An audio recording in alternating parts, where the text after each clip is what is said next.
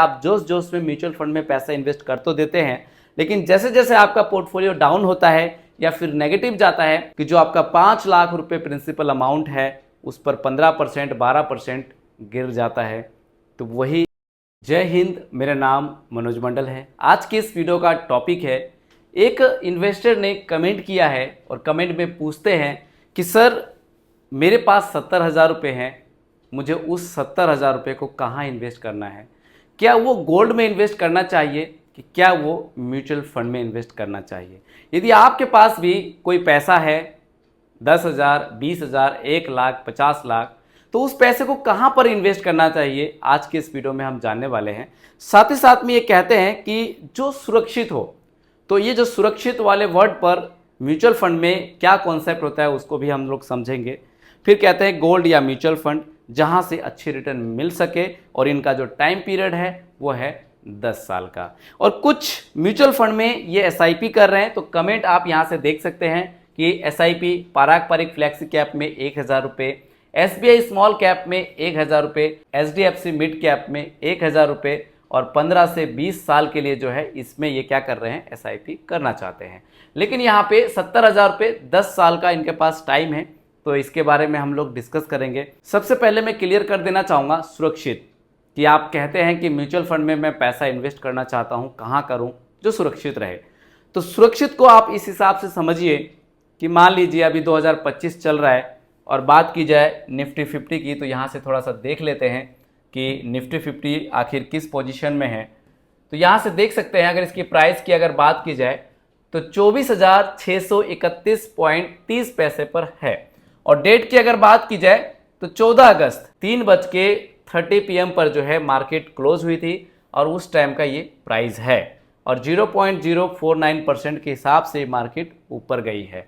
अगर ये मार्केट नीचे जाती, और इसको ऐसे समझो कि आप 13 अगस्त को पैसा निवेश किए होते 5 लाख रुपए, और यह मार्केट एकदम से 15%, 10% या फिर 1 महीने का अंतराल अगर मार्केट गिर जाए, और आपने लार्ज कैप में पैसा निवेश किया है या फिर इक्विटी म्यूचुअल फंड में पैसे को निवेश किया है, तो उस कंडीशन में क्या होता है कि जो आपका 5 लाख रुपए प्रिंसिपल अमाउंट है उस पर 15% 12% गिर जाता है। तो वही उसमें रिस्क रहता है। तो सुरक्षित वर्ड को आप अच्छे से समझ गए होंगे।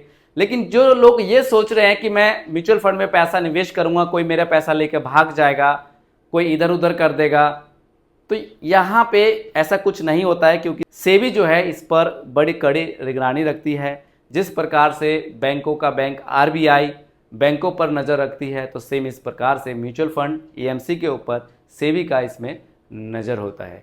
तो इस बात को आप अच्छे से समझ गए होंगे, सुरक्षित वाले पॉइंट को। अब ये कह रहे हैं कि जो 70,000 रुपये हैं ये गोल्ड में इन्वेस्ट करें या फिर कहाँ इन्वेस्ट करना चाहिए जहाँ से अच्छी रिटर्न मिल पाए। तो सबसे पहले बात कर लेते हैं कि जो इनका पारंपरिक फ्लेक्सी कैप और एचडीएफसी एसबीआई स्मॉल कैप में जो 1,000 रुपये की एसआईपी है, तो टोटल इनकी एसआईपी जो है वो है 3,000 रुपये की।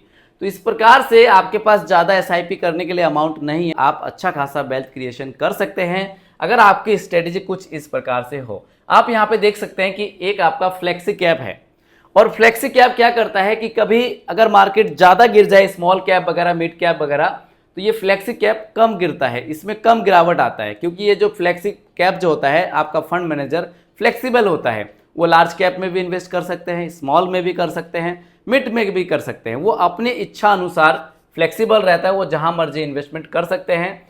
लेकिन यहाँ पे स्मॉल कैप में भी है, यहाँ पे हाई रिस्क है, तो रिटर्न भी हाई मिल सकता है। और यहाँ पे है एचडीएफसी मिड कैप, हालांकि यहाँ पे भी हाई रिस्क होता है, लेकिन ये मिड कैप है, तो स्मॉल कैप से यहाँ पे मिड कैप में थोड़ा सा कम रिस्क हो जाता है। लेकिन ओवरऑल अगर तीनों फंड की बात की जाए तो इनका पोर्टफोलियो ज़बरदस्त है। और यहाँ पे जो भी आप पोर्टफोलियो देख रहे हैं, कोई मेरा पर्सनल रिकमेंडेशन नहीं है, बस ये रिव्यू कर रहा हूँ, तो रिव्यू है। अब अगर थोड़ा सा और डिटेल में अगर जानना चाहे कि आखिर ये कंपैरिजन करें, इसकी पारंपरिक फ्लेक्सी कैप है, एसबीआई स्मॉल कैप है, एचडीएफसी मिड कैप है, यहीं से परफॉर्मेंस की अगर बात की जाए तो परफॉर्मेंस आप देख सकते हैं। सबसे पहले बात कर लेते हैं एचडीएफसी मिड कैप की। तो यहाँ पे कैटेगरी इक्विटी मिड कैप है, और लॉन्च डेट की अगर बात की जाए तो 2007 में ये म्यूचुअल फंड लॉन्च हुआ है एचडीएफसी मिड कैप, और तब से लेके अब तक अगर इसकी फंड साइज के बारे में अगर बात की जाए तो आप यहाँ पे देख सकते हैं 83,847 करोड़ से ज़्यादा इसका फंड साइज है। एक्सपेंस रेशो, जिस ईएमसी में आप पैसे को इन्वेस्ट करते हैं उस ईएमसी का खर्चा क्या है, आप देख सकते हैं 1.37% के दर से एक्सपेंस रेशो है। शार्प रेशो वगैरह आप देख सकते हैं, हालांकि यहाँ पे शार्प रेशो को आपका कोई काम नहीं है। अभी बात की जाए यहाँ पे पारंपरिक फ्लेक्सी कैप की, तो पारंपरिक फ्लेक्सी कैप म्यूचुअल फंड 2013 में लॉन्च हुआ है, और यहाँ पे जो फंड आप देख रहे हैं ये रेगुलर प्लान है। तो यहाँ पे अगर इसकी फंड साइज की बात की जाए तो 1,13,280 करोड़ से ज़्यादा जो है इसका फंड साइज है। एक्सपेंस रेशो आप देख सकते हैं 1.28% का जो है एक्सपेंस रेशो है। नेक्स्ट फंड की अगर बात की जाए SBI small cap regular plan, तो आप यहाँ पे देख सकते हैं इक्विटी स्मॉल कैप है। 2009 में ये म्यूचुअल फंड लॉन्च हुआ है, और 2009 से लेकर अब तक अगर फंड साइज की अगर बात की जाए तो 35,562 करोड़ से ज़्यादा। जिन लोगों को ये फंड साइज AUM यानी कि एसेट अंडर मैनेजमेंट समझ में नहीं आया है, आप लोग बिगिनर हो, तो ये क्या होता है फंड साइज, यानी कि सपोज दैट कोई जैसे कि यहाँ पे SBI EMC है, तो इसको आप एक गुल्लक समझ लीजिए। उदाहरण के तौर पर मान लीजिए मैं यहाँ पे 50,000 रुपये इन्वेस्ट कर रहा हूँ, कोई XYZ नाम का व्यक्ति यहाँ पे 2 लाख रुपए इन्वेस्ट कर रहा है, कोई और भी आपके पास मित्र है वो भी यहाँ पे 50 लाख रुपए इन्वेस्ट कर रहे हैं। तो टोटल जो इस SBI म्यूचुअल फंड में आप लोगों का, हम लोगों का जो पैसा गया और वो एक फंड क्रिएट हुआ, उसी को बोलते हैं फंड साइज। तो इस EMC का फंड साइज इतना है। EMC का मतलब SBI स्मॉल कैप का, उसका जो फंड साइज है इतना है। अगर पूरे EMC का मिला लिया जाए तो इसका फंड साइज और भी ज़्यादा हो सकता है। तो यहाँ से फंड साइज भी आप समझ गए होंगे। परफॉर्मेंस की अगर बात की जाए तो यहाँ से आप परफॉर्मेंस देख सकते हैं। सबसे पहले बात कर लेता हूँ HDFC mid cap. HDFC mid cap कब लॉन्च हुआ था, आप यहाँ से देख सकते हैं 2007 में। तो चलिए लॉन्च डेट आपने यहाँ पे देख लिया, 2007 में लॉन्च हुआ था। अगर बात की जाए लास्ट 1 ईयर रिटर्न की तो 4.9% का यहाँ पे रिटर्न जनरेट करके दिया है लास्ट 1 ईयर में।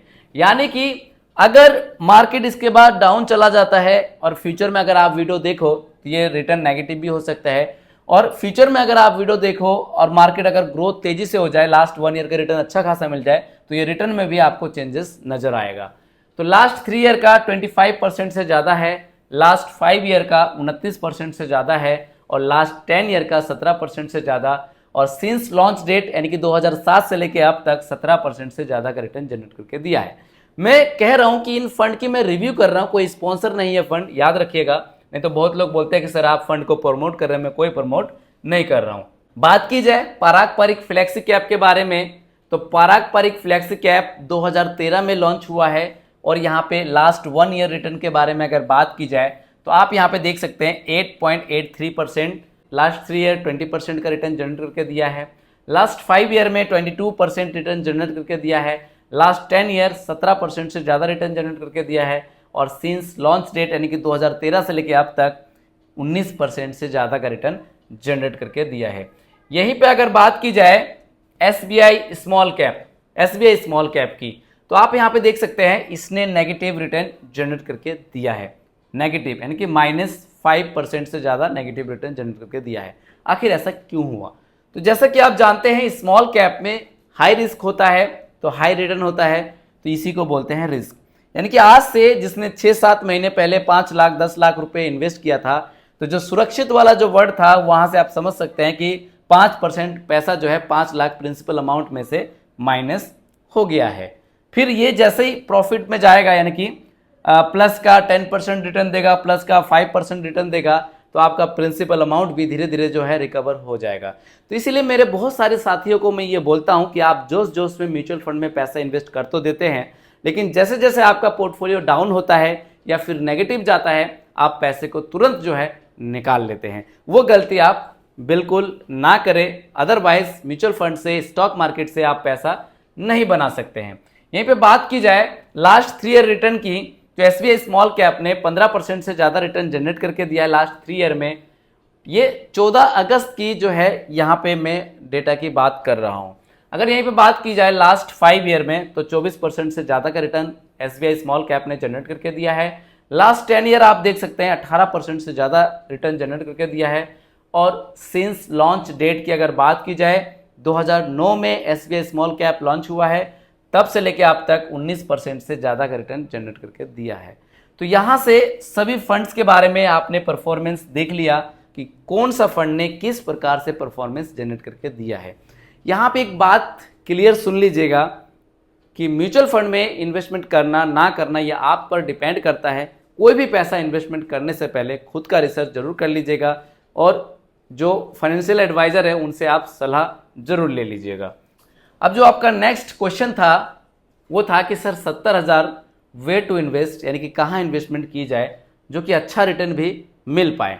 तो ज़रा ध्यान से सुनिएगा कि गोल्ड में करें या फिर म्यूचुअल फंड में करें। तो यहाँ से समझिएगा कि अच्छा रिटर्न पाने के लिए यदि आपके पास 10 साल से ज़्यादा का समय हो और मैं अगर आपकी जगह होता तो मैं म्यूचुअल फंड को बेस्ट ऑप्शन मानता। और किस प्रकार से मैं इन्वेस्टमेंट करता अगर आपकी जगह में होता, तो पारंपरिक फ्लेक्सी कैप में 35,000 रुपये और एचडीएफसी मिड कैप में 35,000 रुपये, क्योंकि एसबीआई स्मॉल कैप में आप लमसम नहीं कर सकते। तो इस प्रकार से 35,000 एचडीएफसी मिड कैप और 35,000 पारंपरिक फ्लेक्सी कैप में दोनों को मिलाकर 70,000 रुपये मैं अगर आपकी जगह में होता तो मैं ये करता।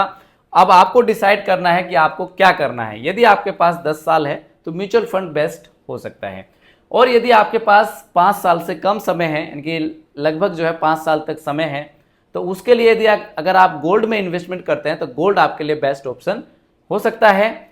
तो यहाँ से आपको क्लियर आंसर मिल गया होगा। अगर वीडियो आपको अच्छी लगी हो तो लाइक कर दीजिएगा। वीडियो में अगर कुछ समझ में नहीं आया हो तो कमेंट बॉक्स में कमेंट के माध्यम से आप मुझे बता सकते हैं। इसके बाद भी यदि आपके मन में कोई डाउट हो, कोई सवाल रह जाता है, तो मेरा व्हाट्सअप नंबर है 7982220721 पर आप मुझे व्हाट्सअप कर सकते हैं।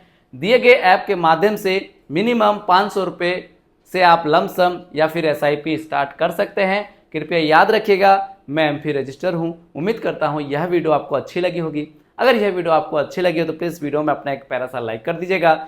अभी तक अगर आपने इस चैनल को सब्सक्राइब नहीं किया है तो चैनल को सब्सक्राइब करके और उसी के बगल में एक छोटा सा बेल आइकन बटन है उसको जरूर प्रेस कर दीजिएगा।